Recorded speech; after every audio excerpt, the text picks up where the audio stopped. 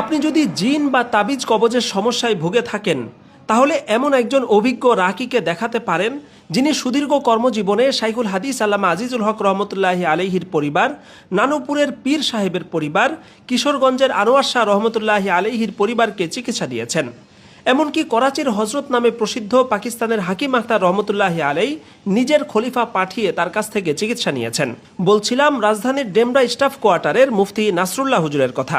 মানুষের জিনের আসর হয়, অনেকে বলে যে এটা আলগা আসর, আবার অনেকে বলে যে না এটা জিনের আসর, আবার অনেকে বলে মুখ দোষ লাগছে, আবার অনেকে বলে যে না জাদু, এখানে জাদু করছে কেউ। এই যে আমাদের সমস্যা, এই সমস্যা থেকে উত্তোলন হওয়ার রাস্তা আল্লাহ তাআলা নিজেই দিয়ে দিয়েছেন। কোরআন মানুষের জন্য শিফাসন। আল্লাহ তাআলা নিজেই বলছেন ইয়াখরুজু মিন বুতুনিহা শারাবুম মুখতালিফুন আলওয়ানুহা ফীহি শিফাউল লিন-নাস।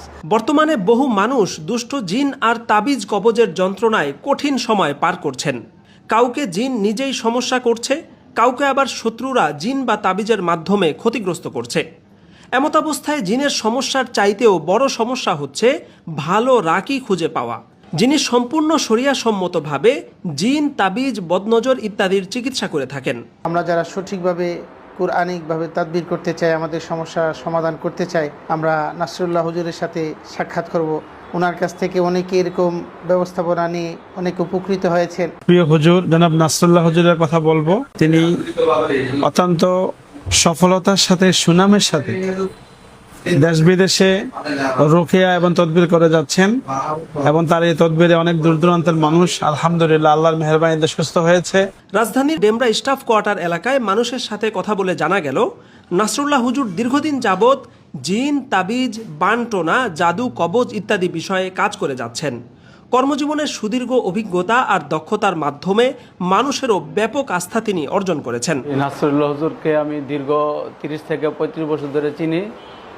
ওনার থেকে আমি তদবির নিছি। উনি কোরআন এবং হাদিস সম্পর্কে তদবির দেন, আমি তদবির নিয়ে উপকৃত হয়েছি। নাসরুল্লাহ হুজুর যিনি অত্যন্ত কোরআন সুন্নাহ অনুযায়ী ভালো তদবির করে থাকেন, যার কারণে আমরা বিভিন্ন জায়গা থেকে অনেক রোগী ওনার কাছে আসেন, এটা আমরা দেখি এবং ভালো চিকিৎসা ওনার কাছ থেকে পেয়ে থাকেন।